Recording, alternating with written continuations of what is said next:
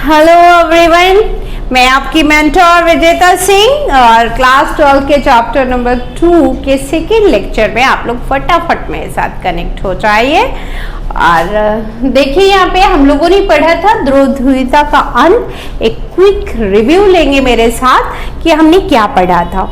दो ध्रुवों का मतलब कि दुनिया दूसरे विश्व युद्ध के बाद दो महाशक्तियों के रूप में उदय हुआ था। कौन थी दो महाशक्तियां? एक यूएसए और दूसरा यूएसएसआर। दो ग्रुप थे। यूएसए जो था वो कैपिटलिस्ट विचारधारा यानी पूंजीवाद को सपोर्ट करता था और जो यूएसएसआर था वो आपका सोशलिस्ट विचारधारा यानी साम्यवाद को सपोर्ट करता था। यहाँ पे ध्रुवीयता का मतलब एक और तरीके से कि नॉर्दर्न पोल और साउदर्न पोल जैसे हम लोग कहते हैं, वैसे ईस्टर्न और वेस्टर्न पोल्स भी थे। तो ईस्टर्न पोल में आप लोग का आ जाएगा ये आपका यूएसएसआर यानी सोवियत संघ ऑफ रसिया, और दूसरी तरफ आप लोग का जो सेकेंड है कैपिटलिस्ट थ्योरी वो आपका वेस्टर्न अलायंस हो जाएगा, वेस्टर्न पोल हो जाएगा। तो इस तरीके से भी आप लोग इसको समझोगे।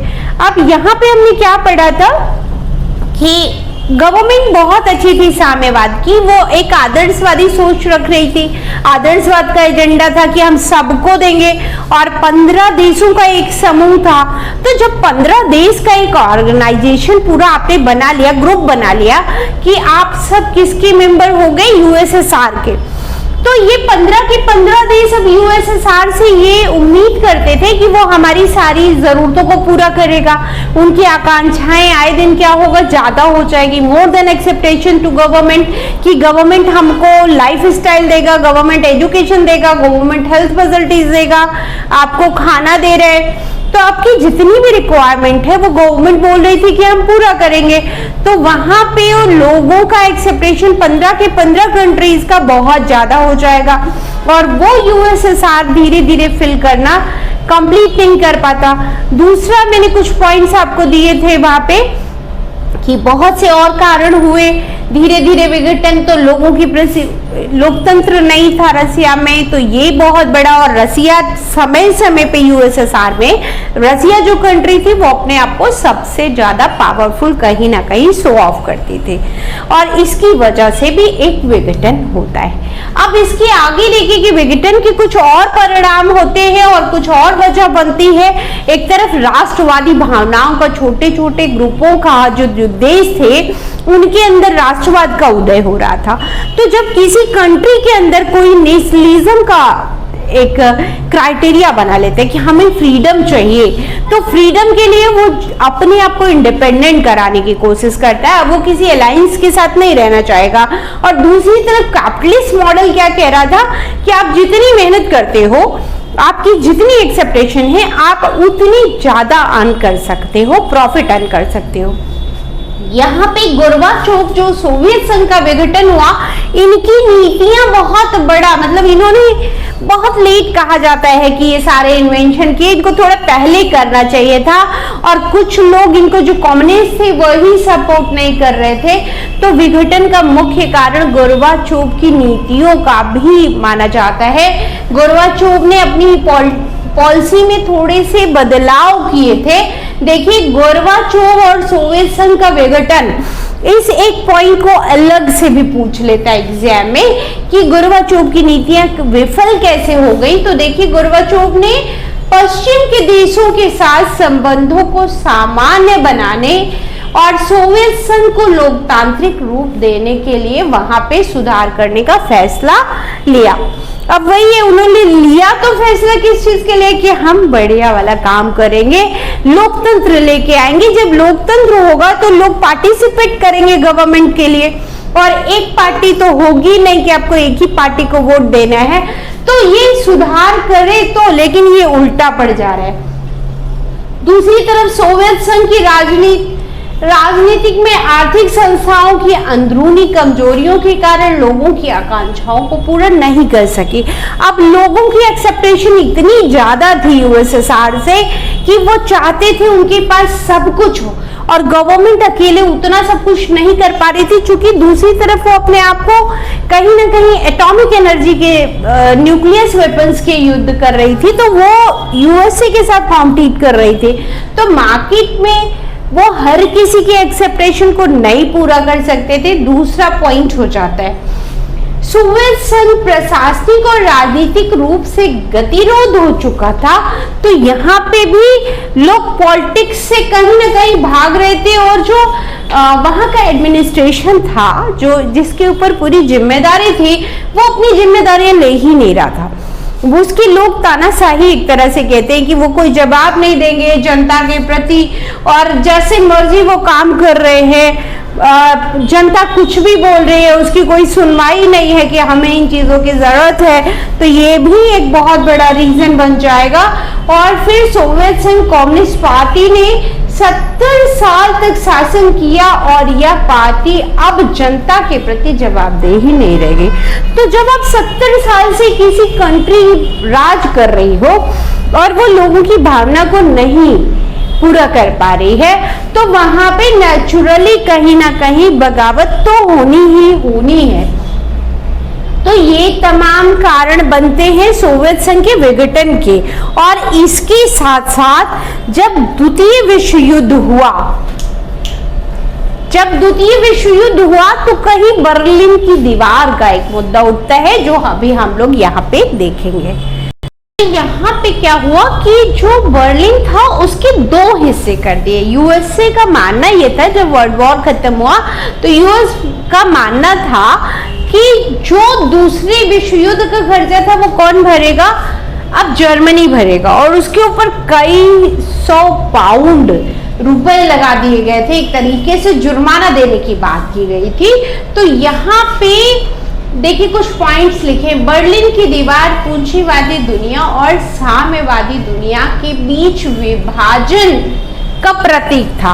यानी एक तरफ जो आपका 2 हिस्सा है, मान लीजिए ये 150 मीटर से भी ज्यादा लंबी, 150 किलोमीटर की ये पूरी दीवार, 150 किलोमीटर की ये दीवार खड़ी की गई, और इसके इस तरफ के जो कंट्रीज होंगे वो ईस्ट की साइड के कंट्री किसके हो गए, यूएसएसआर के खेमे के हो गए, और जो इस साइड में जो कंट्री है वेस्ट साइड में, ये किस मॉडल की तरफ हो जाएंगे, तो ये सपोर्ट करेंगे यूएसए के मॉडल को, यानी कैपिटलिस्ट थ्योरी को। तो जो ईस्टर्न बर्लिन है वो एक तरीके से यूएसआर के खेमे में है, और जो वेस्टर्न बर्लिन है वो यूएसए के खेमे में चला जाएगा। यानी दोनों 2 ग्रुप में बढ़ जाते हैं, और 150 किलोमीटर की ये दीवार होती है। कब खड़ी की जाती है, 1961 में बनी यह दीवार पश्चिमी बर्लिन को पूर्वी बर्लिन से अलग करती है। यहाँ पे आप लोग को स्क्रीनशॉट लेना है तो आप ले लीजिए पहले, और मेरे साथ कंटिन्यू रहेंगे, सुनेंगे इस लेक्चर को और बहुत ध्यान से समझेंगे। 1961 में ये दीवार जो है पूर्वी बर्लिन को पश्चिमी बर्लिन से पूरी तरीके से अलग कर देती है। और जब तो ये लोग कुछ जो ईस्टर्न वाले थे ये सपोर्ट कर रहे थे यूएसएसआर मॉडल को, और जो वेस्टर्न बर्लिन बना वो सपोर्ट करने लगा कैपिटलिस्ट थ्योरी को। जब वो लोग कैपिटलिस्ट की तरफ वेस्टर्न गए तो धीरे धीरे उनका जो मॉडल था कैपिटलिस्ट का, वो लोग डेवलप जल्दी करने लगे, और उनका डेवलपमेंट देखते देखते काफी अधिक हो गया। तो बाकी जो ईस्टर्न सपोर्ट में यूएसएसआर के खेमे का बर्लिन था, वो देखने लगा कि वहां तो डेवलपमेंट ज्यादा हो रहा है, वहां पे अनएम्प्लॉयमेंट रेशियो यानी लोगों को नौकरियां मिल रही थी, रोजगार मिल रहे थे, और जब आपके पास तमाम लाइफ अच्छी होती जाती है, आपकी वांट्स फुलफिल कहीं कहीं पे भी होने लगते हैं। किसी समाज में जब आपको नौकरी मिल रही है, अच्छा खाना मिल रहा है, अच्छा कपड़ा मिल रहा है, आप अच्छा पैसा कमा रहे हो, नेचुरली आप उसके साथ जाना पसंद करोगे। और यहाँ पे बर्लिन में भी यही हुआ। अब ये जो यूएसएसआर वाले थे ये उस दीवार के उस पार जाना चाहते थे, बार बार इनको लगता था कि उनका मॉडल तो बहुत ज्यादा अच्छा हो रहा है, वो तो बहुत ज्यादा डेवलप हो रहे हैं। तो जब उधर के लोग डेवलप कर रहे हैं, यानी वेस्टर्न बर्लिन लगातार डेवलप कर रहा है, जो पश्चिमी खेमा है वो लगातार डेवलप कर रहा है, तो तो हम क्यों डेवलप नहीं करेंगे अपने आप को। तो इन लोगों ने क्या किया, बहुत बड़ा विरोध करना, एक तरीके से गवर्नमेंट के अगेंस्ट लगातार विरोध करना स्टार्ट किया और 1989 में पूर्वी जर्मनी की आम जनता ने इस दीवार को गिरा दिया। अब जब दीवार को गिरा दिया यानी दोनों इस बीच की दीवार को हटा दिया तो दोनों पार्टीशन क्या होंगे, एक हो जाएंगे इक्वली। तो इस नाटकीय घटना के बाद और भी नाटकीय तथा ऐतिहासिक घटनाक्रम सामने आया। तो इसको हटाते ही सब के सब कंट्री क्या हो गए, कहीं ना कहीं पूंजीवाद का सपोर्ट करने लगे और उन लोगों ने सबसे पहली बार यहाँ पे इस घटना को माना जाता है कि साम्यवाद का अब लगभग पतन होने वाला है। और इसके साथ एक दो क्रम और छोटे छोटे जो अभी हम लोग देखेंगे यहाँ पे कि बेलारूस आएगा और सबसे पहले बेलारूस अपने आप को इंडिपेंडेंट अनाउंस कर देगा। अच्छा, एक और चीज वीडियो के अंदर, जो इंग्लिश मीडियम के स्टूडेंट है वो सोच रहे होंगे कि मैम आपने हिंदी में तो लिख दिया, इंग्लिश में तो लिखा नहीं, तो हम कहाँ जाएंगे। तो प्लीज आप लोग अपनी बुक ओपन करेंगे, सेम टू सेम इंग्लिश में भी सेम पॉइंट्स है। अगर आपको कहीं डाउट होता है तो आप मुझसे तुरंत कांटेक्ट करिए, कमेंट में लिखिए, मैं आप लोग के लिए यहाँ पे नोट्स डाल दूंगी। और मैंने कोशिश की है कि मैं हमेशा हिंदी और इंग्लिश दोनों लैंग्वेज में लगभग बराबर रिकॉर्ड कर रही हूँ कि जहाँ पे हिंदी मीडियम के स्टूडेंट होते हैं वो उनको हिंदी के लिए बोलती हूँ और जो इंग्लिश मीडियम के हैं वो मेरे लेक्चर्स को अकॉर्डिंग टू मैनेज करते जाएं। और अगर कोई डाउट है तो प्लीज़ आप लोग मुझे बोलिए, मैं आपके लिए सपोर्ट करूँगी। अब देखिए आगे यहाँ पे एक संकेत आ चुका है कि अब बर्लिन की दीवार लोगों के बीच में नहीं है और साम्यवाद लगभग पतन की तरफ चल चुका है और लोग साम्यवाद की थ्योरी से अलग होकर पूंजीवाद में इंटरेस्ट लेने लगे। यानी उनको फ्रीडम चाहिए, किससे, साम्यवाद से। और साम्यवाद जब लोगों की भावना ही नहीं पूरा कर पाएगा तो नेचुरली वो क्या होगा, मार्केट से आउटडेटेड हो जाएगा। तो इसी को हम लोग द्वौ ध्रुवीयता का अंत कहेंगे और एक महाशक्ति का उदय कहेंगे कि दुनिया एक महाशक्ति का उदय देखेगी और दो ध्रुवीयता का अंत। एक और पॉइंट देखेंगे और दैट्स वाई कि ये आपका ये वाला लेक्चर खत्म होगा और जो पॉइंट नंबर चैप्टर 3 के कुछ वीडियो एडिशन है वो हम लोग इसमें ऐड ऑन करेंगे, आगे पढ़ेंगे खाड़ी के युद्ध और इराकी फ्रीडम। तो ये सारा अब भी कंटिन्यू रहे। यहाँ पे सन 1991 के दिसंबर में येल्त्सिन और के नेतृत्व में सोवियत संघ के 3 बड़े गणराज्य रूस, यूक्रेन और बेलारूस ने सोवियत संघ की समाप्ति की घोषणा कर दी। यानी इन्होंने क्या किया, ये 3 बहुत बड़े बड़े ग्रुप के बहुत बड़े बड़े देश थे जो किसके हिस्से में थे, यूएसएसआर के। और ये अचानक उठे और इन्होंने इमीडिएटली बोला कि अब हमें सोवियत संघ की जरूरत नहीं है, सोवियत संघ को खत्म किया जाए। तो वही है कि जैसे आप देखते हो ना कि किसी घर में कोई मुखिया होता है, अब बहुत सुन लिया, अब इनके बाद नहीं, अब इनकी बात माननी ही नहीं है। तो यहाँ पे इन लोगों ने क्या किया, सबसे पहले साइन दे दिया कि हमें अब जो है सोवियत संघ की जरूरत है ही नहीं है, हमें अच्छा कौन लग रहा है, कम्युनिस्ट मॉडल खत्म करिए और हमें जो है सोशलिस्ट थ्योरी चाहिए ही नहीं। बहुत हमने इनका देख लिया, बहुत इन्होंने बोल दिया कि हम आपकी आकांक्षाएं पूरी करेंगे, अब हो चुका इनका। अब हमें एक स्वतंत्र राष्ट्र के रूप में अपनी स्थापना करनी है और हम खुद के अपने राष्ट्र निर्माण का संकल्प लेंगे। और इसी के बाद पूरी दुनिया में एक बहुत बड़ा परिवर्तन, दूसरी महाशक्ति का पूर्णतः विघटन यानी समाप्ति की तरफ खत्म होती है और कम्युनिस्ट पार्टी प्रतिबंधित हो गई और परिवर्तित सोवियत गणराज्यों ने पूंजीवाद तथा लोकतंत्र को अपना आधार बना लिया।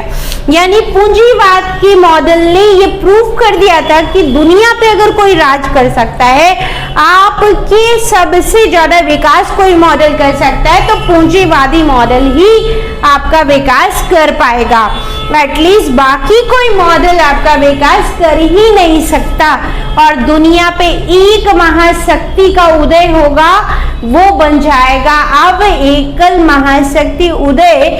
जो कौन बना? यूएसए बन गया, यूनाइटेड स्टेट ऑफ अमेरिका।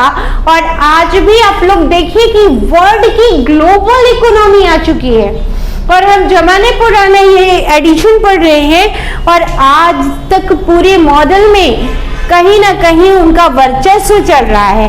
और एक चीज आप लोग कंटिन्यू देख रहे हो, कोविड के बाद भी देख रहे हो, कोविड से पहले भी देख रहे हो कि कहीं यूएसए और चाइना का एक ट्रेड वॉर बड़ा मुद्दा बना हुआ है। तो इसको कभी मैं आपके साथ डील जरूर करूंगी कि दोनों अपने अपने आप को फिर यहाँ पे आप लोग को ये चीज मैं धीरे धीरे आगे जरूर बताती जाऊंगी कि कैसे दोनों फिर से एक महाशक्ति की होड़ में लगे हुए हैं। चाइना अपनी तरफ से पूरी कोशिश कर रहा है कि वर्ल्ड इकोनॉमी में लीड करे और यूएसए नंबर 1 बना हुआ है अभी भी।